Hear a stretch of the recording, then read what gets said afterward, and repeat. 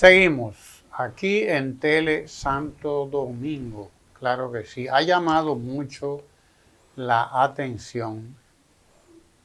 Ha llamado mucho la atención la manera casi furtiva, pero sobre todo vertiginosa, la velocidad a la que fueron distribuidos 60.000 millones de pesos.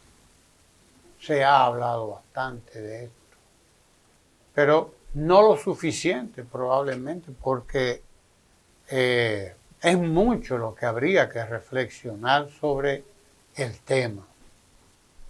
Empezando por solamente la posibilidad de que pueda haber una articulación a este nivel del gobierno, directamente de la presidencia de la República, porque no se puede, por lo menos entiende uno, llevar a cabo una maniobra de esta naturaleza, distribuir 60.000 millones en días, en una semana prácticamente. 60.000 millones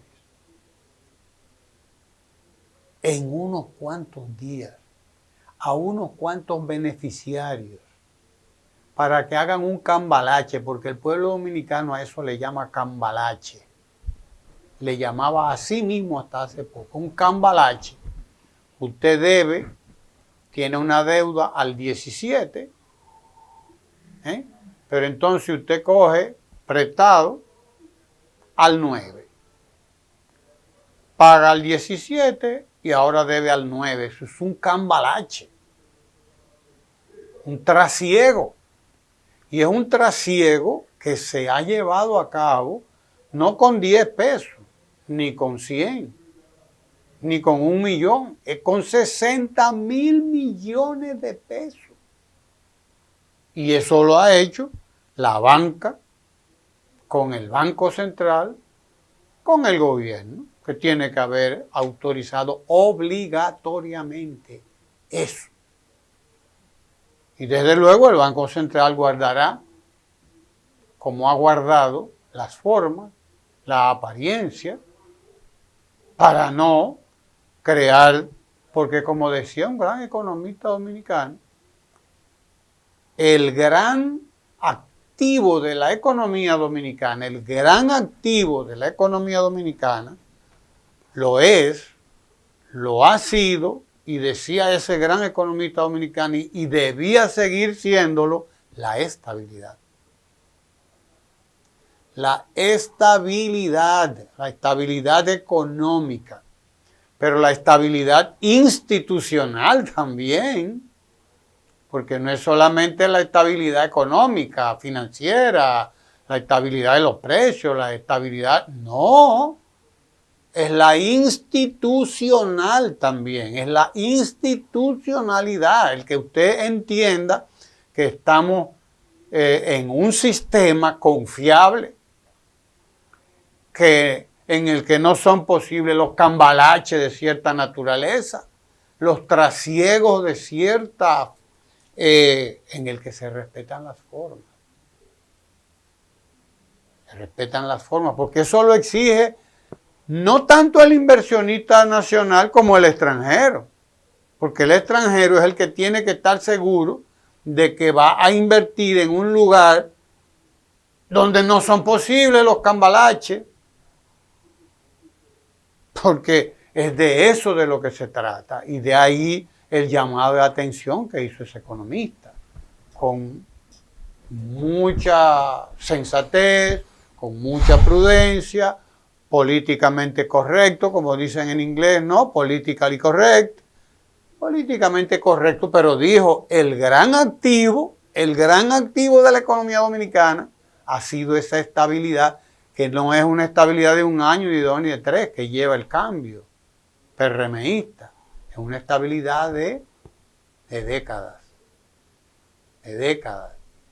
Y que fue modélica en los últimos 12, 20, 16 años 8 años de Danilo Medina, 8 años antes de Leonel Fernández, es decir, 16 años de gobierno del PLD, para mencionar solamente ese periodo, porque no hubo esa estabilidad en los últimos años del periodo, y lo recordamos muy bien, de Hipólito Mejía, cuando quebraron todos los bancos que quebraron en aquel momento, precisamente por cambalaches, por muchos cambalaches, y por no haber sabido interpretar lo que estaba pasando en la economía internacional, pero sobre todo por los cambalaches. Por los cambalaches. Y estos gobiernos de este partido son capaces de cualquier cambalache, capaces de cualquier trasiego, y nada más hay que ver lo que está pasando aquí en términos de fideicomisos, en términos de alianzas público-privadas, que son formas opacas, formas turbias, formas nada transparentes de manejar la inversión, de manejar los fondos públicos. Esas APP, esas alianzas público-privadas, esos fideicomisos, son un veneno en la economía. Y hay otro economista, gran economista dominicano, que escribió un gran artículo, bastante largo, bastante bien informado además, donde desde el mismo título del artículo llama a que no pongamos en riesgo la transparencia. Y se refiere a la transparencia que habíamos ganado en los últimos años. Transparencia que habíamos ganado en los últimos años. A eso se refería ese economista.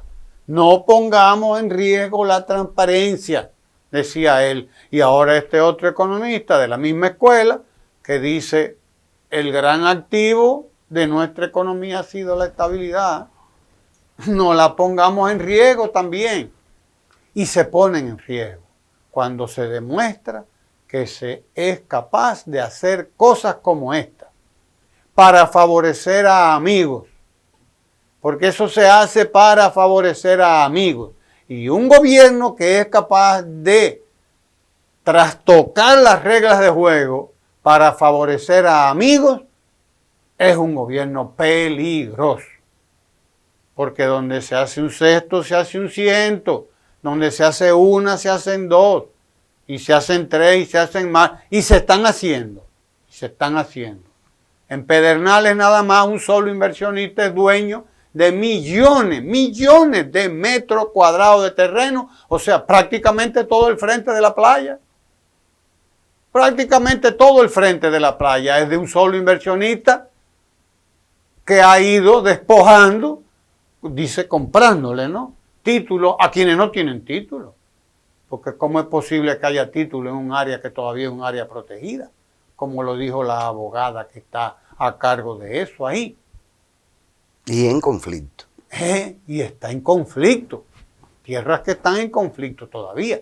Entonces, realmente, ojo pelado. Porque lo que ha pasado con estos 60,000 millones de pesos, óigalo bien, que no son dos cheles, 60,000 millones de pesos, es síntoma.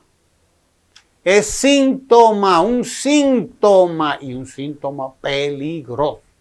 Peligroso, digámoslo así, y dejémoslo de ese tamaño por ahora. Las políticas macroeconómicas y las decisiones que en ese sentido toma cada cierto tiempo, ya no solo el Banco Central, sino también la Junta Monetaria y por lo tanto también la Presidencia de la República, son habituales. Se hacen con el propósito de mantener, o se toman dichas medidas con el propósito de mantener la estabilidad macroeconómica. Pero hay momentos en donde esas herramientas se ponen al servicio, más que de amigos, se ponen al servicio de los propósitos políticos de ciertos gobernantes que con razones o sin ellas, sin méritos o con ellos, van a la aventura reeleccionista. Porque al final de cuentas es sintomático y aún de una escala reducida desde el punto de vista de la macroeconomía. ¿A qué me refiero? Me refiero a que esos 60,000 millones de pesos podríamos, y esa jugada que se hace desde la Junta Monetaria, eso, y no es que sea poco, no es que sea ni mucho ni poco, es que no solo estamos en un periodo ya abiertamente electoral, en el que las decisiones macroeconómicas pueden sí servir a los propósitos políticos, más que a la estabilidad macroeconómicamente. Y digo que no es que sea mucho, porque estaríamos hablando en términos reales, mi querido amigo, de no más de 100 millones de dólares. 105, 110 millones de dólares. Claro. 1.000 millones de dólares, son 60,000 millones de pesos. Perdón. Si usted pone a 60. Exacto, 1.000 millones de dólares. 1.000 millones Pero que resulta que cuando usted va al dato de las reservas monetarias que tiene en divisa el Banco Central, estamos hablando de más de 14,000 millones de dólares. O sea, que tampoco es que bien se está tomando una decisión que ha puesto en peligro todo, o que pone en peligro todo. Sin embargo, es sintomático de cómo ante la reducción de los indicadores económicos fundamentales. Bueno, ¿por qué el dólar está como está? ¿Por qué la política cambiaria del Banco Central mantiene al dólar sobrevaluado? Y digo sobrevaluado porque muchos sabemos que las importaciones se han caído, porque lo dice el propio Banco Central. ¿Qué significa? Las exportaciones. No, y las importaciones. Por lo tanto, la demanda de dólar, la demanda interna de divisa, ha caído. Ha caído. Y si se mantiene a la tasa en que está, si se mantiene a la tasa, es porque el sector turismo no quiere que se devalúe más, porque eso entonces afecta su propia planificación de desarrollo. ¿Sí? Así como lo oye. El dólar podría estar bastante más bajo. ¿Por qué? Porque es que hay un proceso de reducción de la actividad económica. Porque lo que se hizo al subir la tasa de interés, hacia donde conduce es a enfriar la economía. Y usted enfría la economía, no solo por metas inflacionarias con respecto a la inflación, sino para reducir la actividad económica. Entonces eso implica reducción o que hayan importaciones en el sector agro. Pero hay una reducción en general cuando hablamos de que Alemania está en recesión económica. No es Alemania, es Estados Unidos y es el conjunto. Entonces, aquí hay metas inflacionarias que tienen que ver con la tasa de interés, pero por el otro lado hay ese tipo de inyección, entre comillas, no para aumentar la actividad económica, sino con propósitos políticos. ¿De dónde es que se va a sacar y quiénes lo van a sacar el dinero para la reelección? ¿De dónde? No, venga, usted tiene una deuda al 17. No, pero yo le voy a prestar 9 y vamos a hacer este cambalache. Pero de eso usted a mí me tiene que invertir. para el proyecto de reelección. De eso se trata. Porque no hay usted en un ambiente de incertidumbre por factores exógenos y por igual por factores endógenos, porque resulta ser que estamos ya en un año preelectoral donde no se sabe cuáles van a ser los resultados. Es duro pasar el sombrero. Es duro pasar el sombrero cuando la economía misma está de alguna manera deprimida y las metas de crecimiento interanuales no se van a cumplir, porque se hablaba de un 4.5 de crecimiento de la economía. Ese no es la proyección ya para este segundo semestre, luego de los resultados del 1.2 en estos primeros 6 meses. O sea, estamos en una situación preelectoral, en una situación económica que no es para estarse guardando el dinero en reservas, ni siquiera es para usted asegurar un proyecto reeleccionista. Eso en materia política. Pasa lo mismo un tanto con el tema de las herramientas. Y en algún momento me voy a referir extensamente a la herramienta llamada encuestas. Porque nos están también mareando y confundiendo con el tema de las encuestas.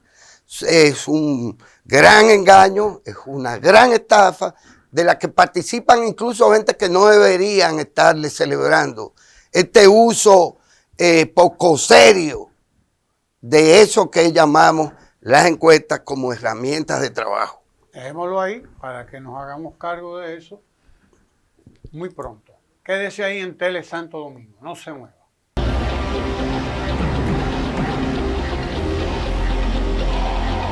Tele Santo Domingo, televisión con sabor dominicano.